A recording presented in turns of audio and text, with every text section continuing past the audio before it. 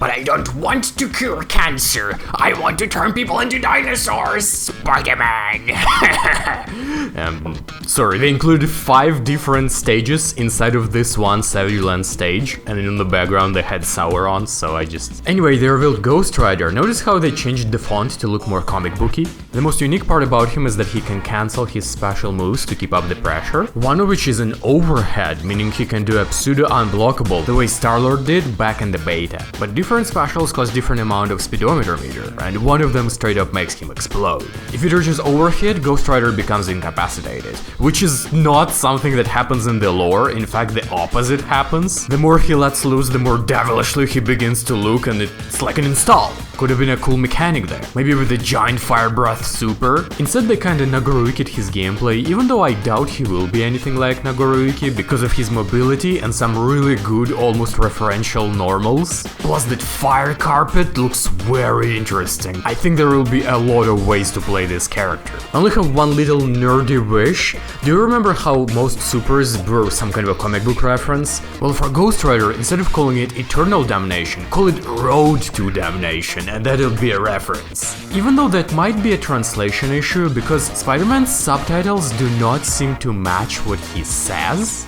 Not that it matters when his movement is so ridiculous, I have no idea how I'm going to catch that. The only weakness I've found is that even if you got hit by the web, you still get the chance to 2H him. There isn't much footage of it, but I would not underestimate the web bomb.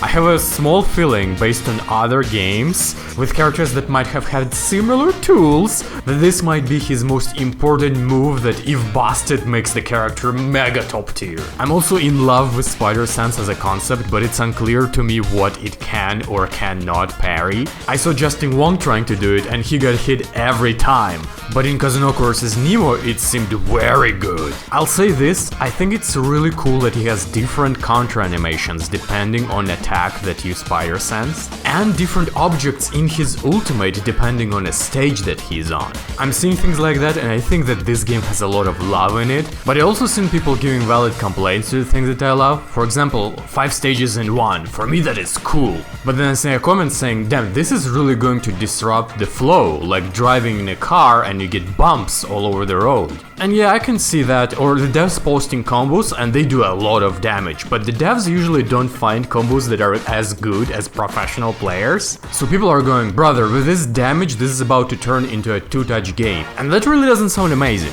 I will be talking about the game mostly positively, but I do want you to know that there might be 1 or 2 dark clouds in there. But in a global forecast, that's just a couple of clouds, not a storm that is approaching.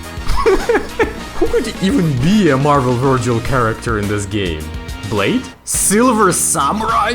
Psylocke might be a good choice too. Gamora?